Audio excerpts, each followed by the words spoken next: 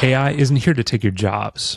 AI is here to take your tasks. The question really then becomes, will you stay stuck as a doer versus a director? That is the topic that we're getting into today on the Digital CX Podcast.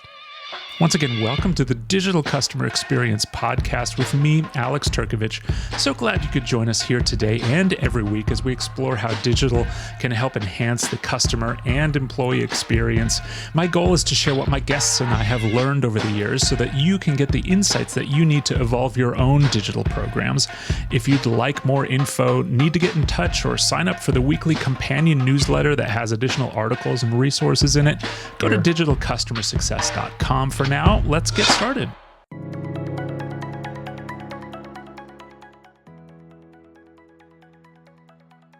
This week and every week, as we talk about all kinds of cool stuff that's happening in the world of digital CX and artificial intelligence. And today's topic is one that I have really taken to heart over the last few months, which is this notion of durable skills in an age of artificial intelligence. Because I know that a lot of people, especially over the last 2 years, really since ChatGPT launched, I don't know, when did it launch? 2 years ago, something like that, have been on this like AI is going to take my job kind of kick. And the truth of the matter is that AI is making a lot of things efficient. You know, it's making a lot of tasks more efficient. And so the topic for today is this notion that I definitely didn't coin. I first heard about it, and I think it was brought about by this guy, Dan Martell, who is this... If you don't know Dan Martell, go look him up on YouTube. He's all over the place, but he's basically an online kind of business guru speaker kind of guy. Says some incredible things. He's a longtime entrepreneur, a longtime software engineer, has had several exits, blah blah blah blah blah. This isn't the Dan Martell show, but one of his concepts talks about being a director versus a doer when it comes to artificial intelligence. And so I felt that was incredibly important for us to talk about today. Because when you think about the things that artificial intelligence can do for us, a lot of them are task-based things. But we still need to kind of tell artificial intelligence to do those kinds of things. But especially us in CX, I think a lot of mistakes that we as CX, pros make is that we love to cling to tasks. There are things that happen through the course of a business, whether it's a renewal cycle or whether it's, some billing things or whatnot, that we love to cling to because I think we have it ingrained in us a little bit that that's where the value is. That's the value that we provide to an organization. When the reality of it all is that a lot of those things can be automated by AI. I read a BCG report that says basically a little over 80% of corporate communications tasks can be automated by AI. And a lot of the stuff we do with customers, I would bundle into those corporate communications tasks. And so that's where the durable skill of working with artificial intelligence becomes very, very important. And that's where understanding the difference between a doer versus a director, I think, comes in very handy, is kind of important. And so when you think about the skills of a director versus a director is somebody who looks at strategy, looks at judgment calls, looks at cross-functional leadership and how organizations are working together, versus a doer who is sending this email or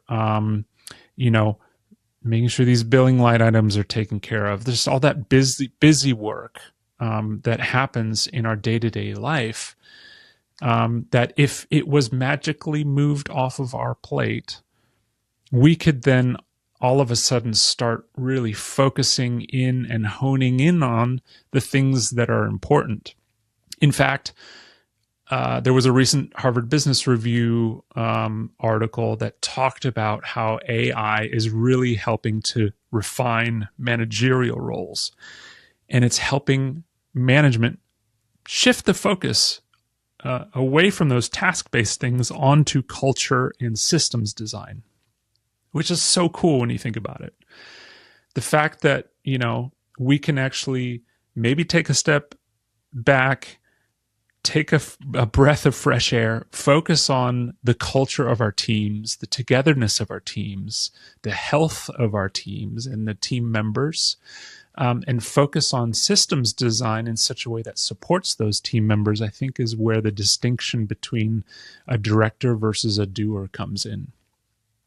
A director is going to take a strategic lens, is going to look at the org overall, is going to look at the vision overall, is going to look at all these things that AI, really honestly shouldn't be doing, but is going to give everybody the bandwidth to look at the human side of things a lot more than we have been in the past, where we've been so focused on, getting these little tasks done, get this PowerPoint written, get this spreadsheet together. All that stuff is like, things that if they're not your reality just yet,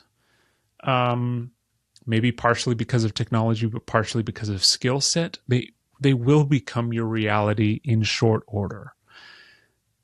I think if you look at spreadsheet and PowerPoint design, that's something that ChatGPT still really can't do today, but Claude can.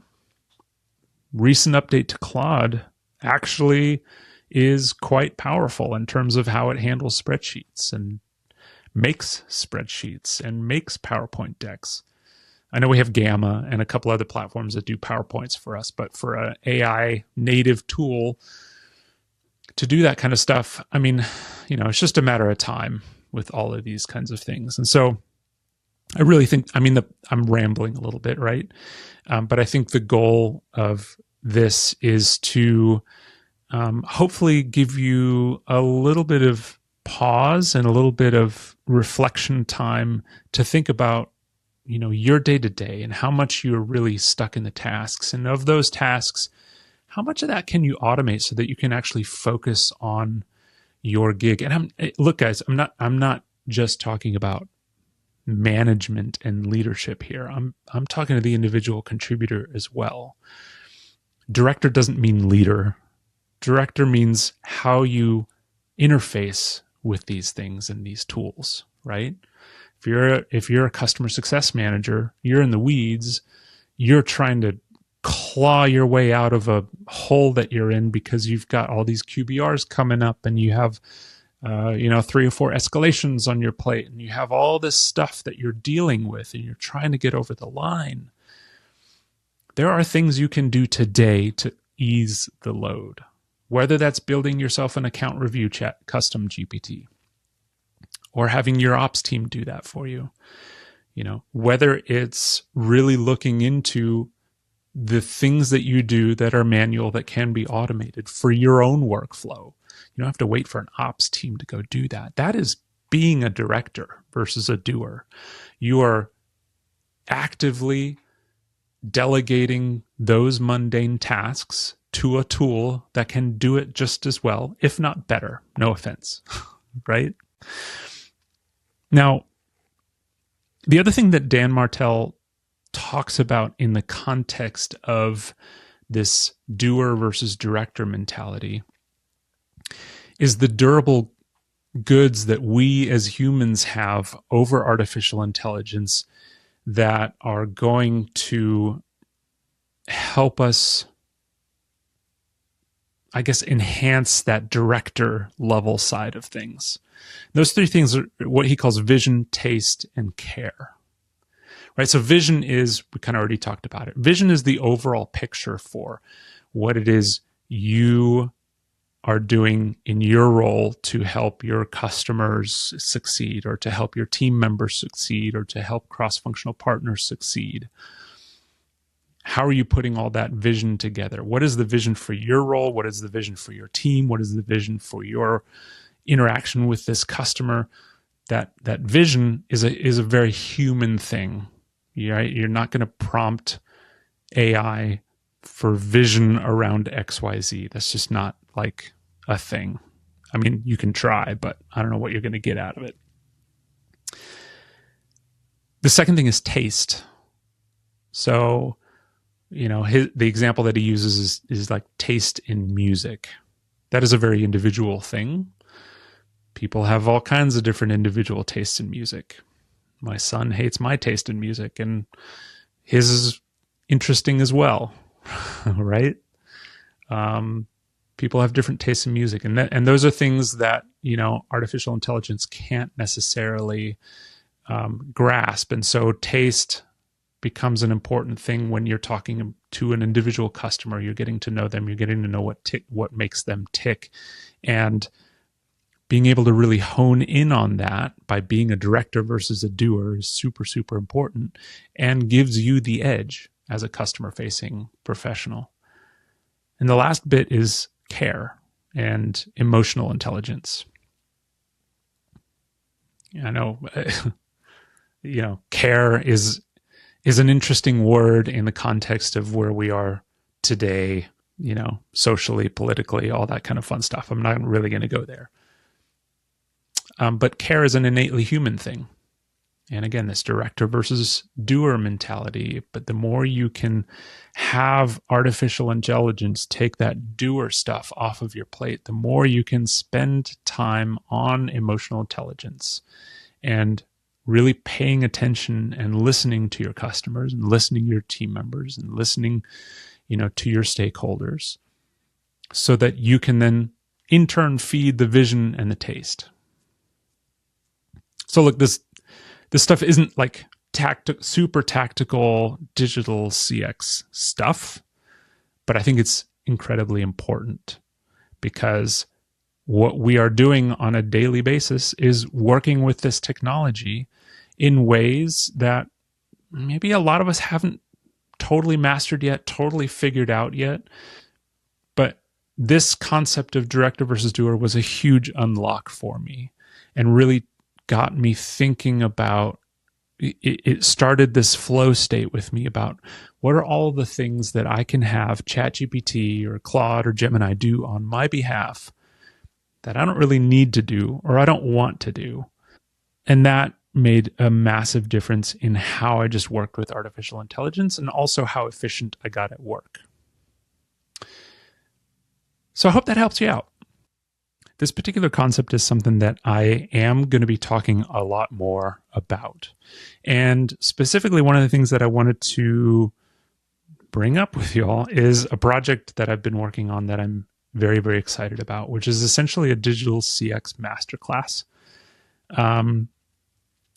I'm working on this 6-part, 40-ish module masterclass that is going to essentially take you through the building blocks to the implementation of a digital CX program, all the way from inception and ideation and executive buy-in, all the way through, design, tooling, org design, RFPs, long-term sustainability of a program, those kinds of things. And I'll be talking a little bit more about that.